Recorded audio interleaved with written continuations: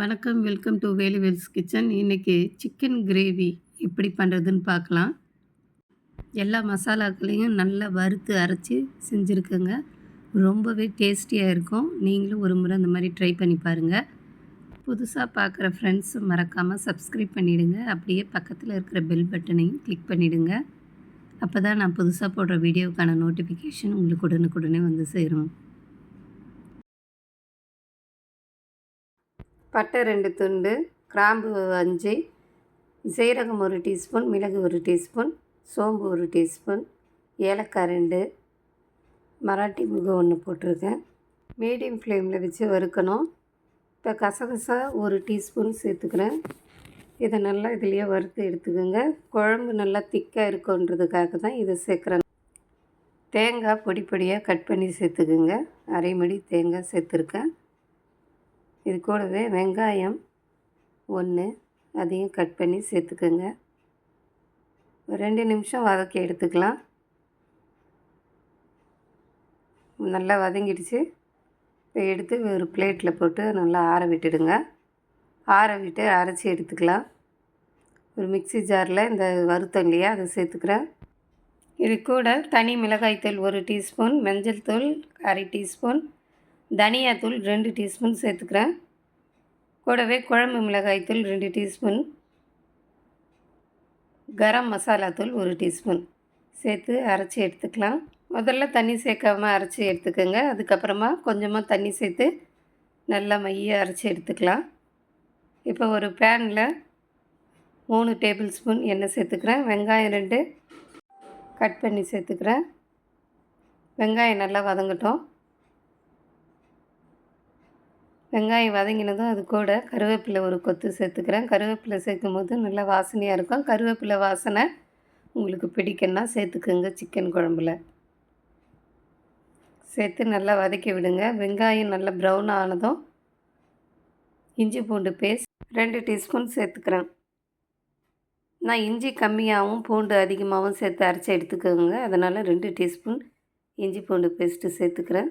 இது டேஸ்ட்டு ரொம்பவே நல்லாயிருக்கும். நீங்களும் இந்த மாதிரி அரைச்சி பார்த்து யூஸ் பண்ணி பாருங்கள். நீங்கள் எப்படி சிக்கன் குழம்பு செய்வீங்கன்றதையும் எனக்கு கமெண்ட்டில் சொல்லுங்கள். தக்காளி 3 பெரிய தக்காளி கட் பண்ணி சேர்த்துக்கிறேன்.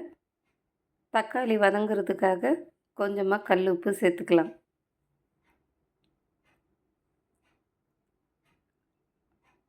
கல் உப்பு சேர்த்து நல்லா மிக்ஸ் பண்ணி விட்டு ஒரு மூடி போட்டு 2 நிமிஷம் அப்படியே வேக விட்டிங்கன்னா தக்காளி எல்லாம் நல்லா வெந்துடும். வேக வச்சுட்டு இப்போ தக்காளியெல்லாம் நல்லா நசுக்கி விட்டுக்கலாம். நல்லா அப்படியே மசிச்சு விடுங்க. இப்போ சிக்கனை நல்லா மஞ்சத்தூள் போட்டு கழுவி எடுத்து வச்சுருக்கேங்க. ஒரு 3/4 கிலோ சிக்கன் எடுத்துருக்கிறேன் நான். அதை இதில் சேர்த்துக்கலாம். சிக்கனை எல்லாத்தையும் சேர்த்தாச்சு. இதுலேயே நல்லா வதக்கி விடுங்க. இந்த தக்காளியிலேயே 2 நிமிஷம் நல்லா வதங்கணும். நல்லா கிளறி விட்டு வதக்கி விடுங்க. நம்ம உப்பும் சேர்த்துருக்கோம் இல்லையா, அந்த சிக்கனில் உப்பு கொஞ்சம் ஏறி நம்ம சாப்பிடும்போது டேஸ்ட்டு நல்லாயிருக்கும். 2 நிமிஷம் நல்லா வதக்கி விடுங்க. இப்போ ஒரு மூடி போட்டு அப்படியே சிம்மில் வச்சுடுங்க. கறி நல்லா இதிலையே வேகும். 2 நிமிஷம் ஆயிடுச்சு. ஓப்பன் பண்ணி பார்க்கலாம். சிக்கனில் எவ்வளோ தண்ணி விட்டுருக்கு பாருங்கள். நல்லா வெந்திருக்கும். இப்போ இதில் நம்ம அரைச்சோம் இல்லையா மசாலா, அதை சேர்த்துக்கலாம். இப்போ அரைச்சோம் இல்லையா அந்த மசாலாவை இதில் சேர்த்துக்கிறேன். நீங்கள் விருப்பப்பட்டால் இதில் 2 முந்திரி பருப்பும் சேர்த்து அரைச்சி எடுத்துக்கலாங்க. டேஸ்ட் இன்னும் நல்லாயிருக்கும். இப்போ அந்த மசாலாவை நல்லா இந்த மிக்ஸி ஜாரை கழுவி சேர்த்துக்கிறேன். தண்ணி உங்களுக்கு தேவையான அளவுக்கு சேர்த்துக்குங்க. இன்னும் கொஞ்சம் தண்ணி சேர்க்கலாம். ரொம்பவே திக்காக இருக்குது. சிக்கன் 1/4 பாகம் தாங்க வெந்திருக்கு. இன்னும் வேகணும். அதுக்காக இன்னும் கொஞ்சம் தண்ணி சேர்த்து ஒரு 20 நிமிஷம் நல்லா வேக விடலாம். நம்முடைய சேனலில் நிறைய சிக்கன் ரெசிபீஸ் போட்டிருக்கேங்க. நீங்கள் போய் ஒரு தடவை பாருங்கள். பார்த்துட்டு பிடிச்சிருந்தா எனக்கு கமெண்ட் பண்ணுங்கள். தேவையான அளவுக்கு தண்ணி சேர்த்துட்டேன். இப்போ கொஞ்சமாக உப்பு சேர்த்துக்கிறேன். ஏற்கனவே கொஞ்சமாக தான் சேர்த்துருக்கோம் உப்பு. நீங்கள் உப்பு செக் பண்ணிவிட்டு சேர்த்துக்குங்க. தண்ணி கொஞ்சம் அதிகமாக நம்ம சேர்த்தா தான் அது வேகிறதுக்கு கரெக்டாக இருக்கும். இல்லைன்னா மசாலாக்கெல்லாம் அடி பிடிக்க ஆரம்பிச்சிடும். தண்ணி சேர்த்து ஒரு மூடி போட்டு 20 நிமிஷம் நல்லா வேக விடலாம்.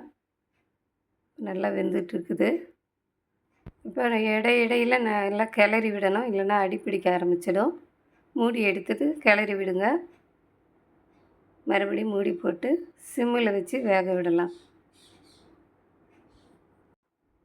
இப்போ மூடியை எடுத்து பார்க்கலாம். பாருங்கள் எவ்வளோ சூப்பராக ரெடி ஆயிடுச்சு. திக்காகவும் இருக்குது பாருங்கள். இந்த குழம்பு ரொம்பவே டேஸ்டியாக இருந்ததுங்க. நீங்களும் ஒரு முறை இந்த மாதிரி ட்ரை பண்ணி பாருங்கள். எப்போவுமே ஒரே மாதிரி வைக்காமல் இந்த மாதிரி மசாலாக்கெல்லாம் வறுத்து அரைச்சி செஞ்சு பாருங்கள். ரொம்பவே டேஸ்டியாக இருக்கும். உங்களுக்கு பிடிச்சிருந்தால் லைக் பண்ணுங்கள். மறக்காமல் சப்ஸ்கிரைப் பண்ணுங்கள். எவ்வளோ திக்காக இருக்குது பாருங்கள். உங்கள் ஃப்ரெண்ட்ஸ் அண்ட் ஃபேமிலியோடு ஷேர் பண்ணி சாப்பிடுங்க. கடைசியாக கொத்தமல்லி போட்டு இறக்கிடலாம். கொத்தமல்லி போட்டு இறக்கிட வேண்டியது தான். ரொம்பவே டேஸ்டியான இந்த சிக்கன் குழம்பை நீங்களும் ட்ரை பண்ணி பார்த்துட்டு எப்படி இருந்ததுன்னு எனக்கு கமெண்ட் பண்ணுங்கள். உங்களுக்கு பிடிச்சிருந்தால் லைக் பண்ணுங்கள். மறக்காமல் சப்ஸ்கிரைப் பண்ணுங்கள். தேங்க்யூ.